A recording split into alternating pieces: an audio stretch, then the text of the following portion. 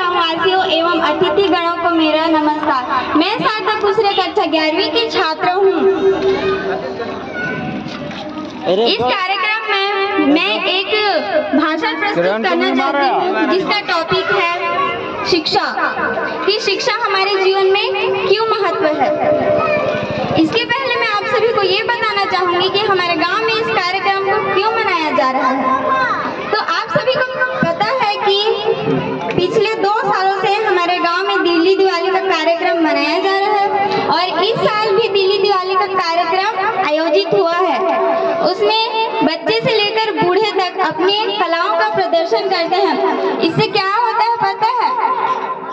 Confidence level बढ़ता है प्रतिभागियों का और देश का, समाज का विकास होता है। और जैसे कि हो रहा है अभी करंट में हमारे देश का और हमारे समाज का विकास।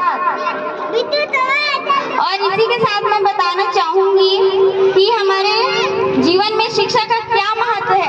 आखिर क्या कारण है जिसके कारण लोग बोलते हैं कि शिक्षा ही है जिसके कारण हम अपने देश का विकास कर सकते हैं। आपको पता है शिक्षा क्यों महत्व है हमारे जीवन में? शिक्षा और संस्कार हमारे जीवन का सबसे बड़ा मूल मंत्र है। अगर आपके पास शिक्षा है तो वो आपको कभी झुकने नहीं देगी और संस्कार है जो आपको कभी रुकने नहीं देगी। शिक्षा ही हमारे जीवन का आधार है। शिक्षा से न केवल ज्ञान बढ़ता है बल्कि शिक्षा हमारे व्यक्तित्व का निर्माण करती है। शिक्षा हमारे जीवन में इसलिए आवश्यक है क्योंकि यह हमारे देश के विकास की कुंजी है। ऐसे कई जगह हैं ग्रामीण क्षेत्र जहां अभी भी शिक्षा का अभाव है, किंतु हमें इसे दूर करना होगा। सभी बच्चों को स्कूल भेजना होगा और इसी से हम अपने देश का विकास कर सकते हैं। तो आप क्या सब मेरी बातों से एग्री हैं? हाँ, है बोलो है।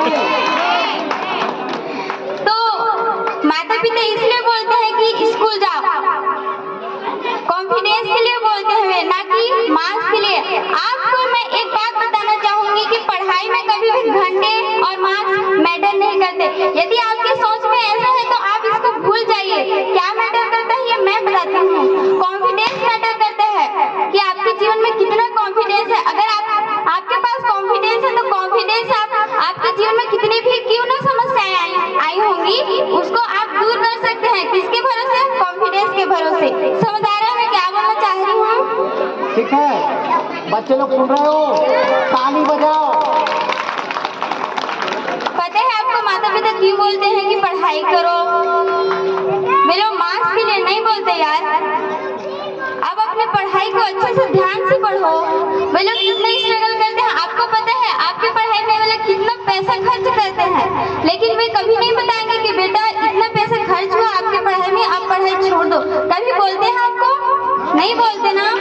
तो फिर आपको बस वो एक ही चीज मांगते हैं आपसे कि आप सक्सेस हो जाओ। वो लोग कितने भी पैसे खर्च करने के लिए तैयार है आपके ऊपर। क्यों? सिर्फ एक ही चीज के लिए, सक्सेस। सक्सेस ही आपको महान बनाता है। इसी के साथ मैं एक शायरी बोलना चाहूंगी। ठीक है। मंजिलें उन्हीं को मिलती है जिनके सपनों में जान होती है। मंजिलें उन्हीं को मिलती है जिनके सपनों में जान होती हैं। मंजिलें उन्हीं को मिलती है जिनके सपनों में जान होते हैं। कि मंजिलें उन्हीं को मिलती है जिनके सपनों में जान होते हैं। पंखों से कुछ नहीं होता यारो, पंखों से कुछ नहीं होता यारो, हौसलों से उड़ान होती है, हौसलों से उड़ान होती है। मेरी भाषण की अंतिम कड़ी में मैं कुछ ऐसे एग्जाम्स के बारे में बताना चाहूंगी जो हमारे देश में सबसे टफेस्ट एग्जाम में से एक है, जिसमें से पहला नाम आता है UPSC, union public service commission. इसके 3 चरण होते हैं, प्रीलिम्स, मेंस और इंटरव्यू। इंटरव्यू को पर्सनालिटी टेस्ट भी बोला जाता है। पहला है प्रीलिम्स। प्रीलिम्स 2 होते हैं, पहला और दूसरा दोनों 200 मार्क्स के होते हैं और सेकंड होता है आपका एडवांस। नहीं, हाँ, ये बहुत टफेस्ट एग्जाम होता है। इसमें लिखित होता है। जो प्रीलिम्स होता है उसमें एमसीक्यूज बस होते हैं, किंतु जो हमारा मेंस होता है उसमें लिखित जानकारी देनी होती है। इसमें कितने सब्जेक्ट होते हैं पता है? 26 सब्जेक्ट। इसको पढ़ के समझना होता है, रटना नहीं होता। इसके बाद यदि ये दोनों क्वालिफाई हमारे हो जाएंगे तो हम इंटरव्यू में पहुंचते हैं। यदि हमारी इंटरव्यू पूरा हो जाता है तो इसके लिए डिफरेंट एकेडमी में हमको ट्रेनिंग के लिए भेजा जाता है, और पूरी ये सब कुछ हो जाने के बाद उनके कैरेक्टर के हिसाब से उनको पोस्ट दिया जाता है, जैसे IAS Indian administrative service, IPS Indian police service, IFS Indian forest service etcetera. इसके बाद आते हैं हम सेकेंड एग्जाम। इंडिया के सबसे टफेस्ट एग्जाम सेकेंड नंबर पे है आपका जेई एडवांस। जेई 2 चरणों में होता है, जेई मेंस और जेई एडवांस। लेकिन जेई मेंस जो होता है वो एमसीक्यूज होते हैं, लेकिन जो एडवांस होता है वो भी एमसीक्यू ही होते हैं। लेकिन दोनों को ही कौन बनाता है? IITian professor.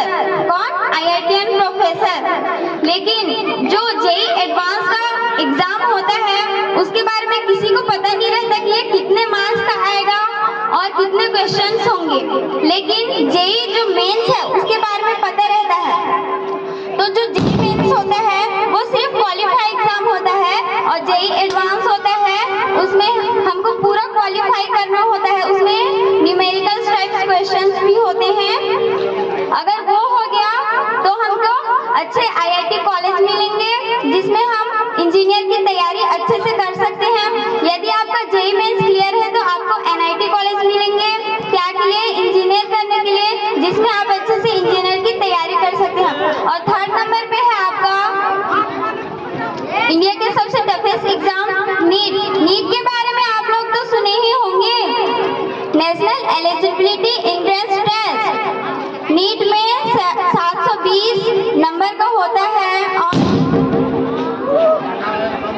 720 नंबर का होता है, और इसमें 180 क्वेश्चन होते हैं, और एक क्वेश्चन के लिए 1 मिनट होता है।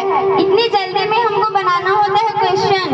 और इसमें कैटेगरी वाइज होता है, जो आपका SC ST और OBC होते हैं वो 720 में से यदि 480 या 575 मार्क्स भी ला लेते हैं तो उनको अच्छे से एम्स कॉलेज मिल जाते हैं डॉक्टर की तैयारी के लिए।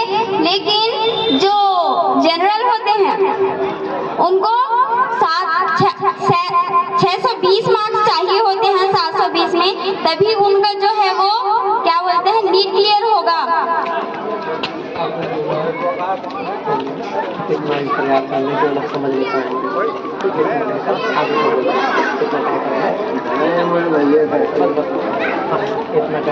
इसलिए पढ़ाई ज़्यादा क्यों ऐसा कुछ। इसलिए कहते हैं कि माँ बाप अच्छे से पढ़ाई करो, देश का नाम रोशन करो, समाज का नाम रोशन करो। वे आपसे एक सक्सेस ही मांगते हैं और कुछ नहीं। तो आप प्लीज आप उनको सपोर्ट कीजिए, उनकी बातों को कभी इग्नोर मत कीजिए।